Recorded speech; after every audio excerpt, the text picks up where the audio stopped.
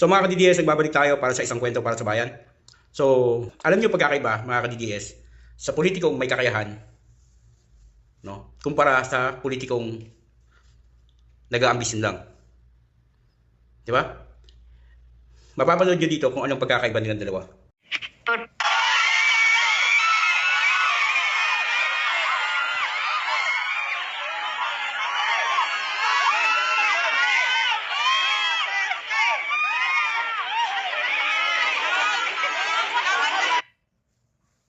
Yung pagkakaiba ng politikong may kakayahan, ang taong bayan mismo ang nagpupursige sa kanya na kumandidato.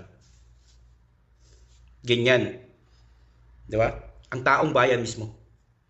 Pero yung kandidato na wala naman talagang kakayahan, walang ginagawa yan kundi kadramahan sa buhay. Walang ginawa kundi magpaawa effect, magdrama. Yun lang talaga. Kasi wala nang kakayahan eh. Hello po sa inyo.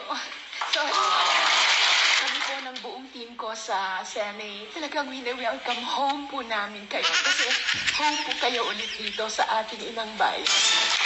Sila yung mga kandidato na pinipilit nilang kumandidato. Kahit ayaw naman ng taong bayan. Ito naman yung kandidato. Ang taong bayan mismo ang nagpupursige na kumandidato. Yun yung pagkakaiba nila sa dalawa. Di ba? Kumbaga, yung isa, kahit hindi yan mangampanya, mananalo yan. Yung isa, kahit magdadrama yan, magdatumbling pa yan, dahil nga walang kakayahan, alam ng tao na talagang hindi siya mananalo. Kasi nga, una wala namang kakayahan.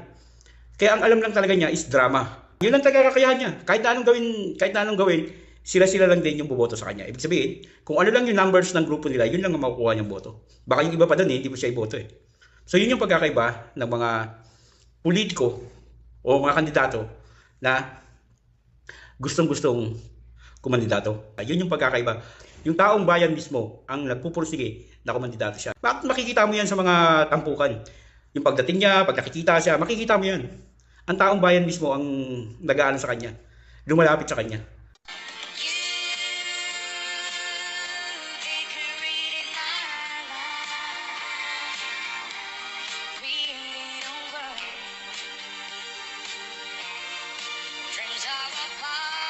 Unlike sa iba, siya yung pumipilit na makalapit sa taong bayan at kung ano-ano pinagagawa para lang, 'di ba, magustuhan. Pero hindi ganoon naman kasi ang mga botante ngayon, hindi na ganoon eh.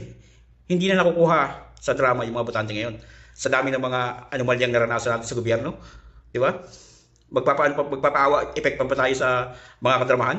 Yung usapin ay yung extrajudicial killings and then minimize or pinagtatawanan, imagine, or ginajustify, dinidepensahan. For me, bangungot yun.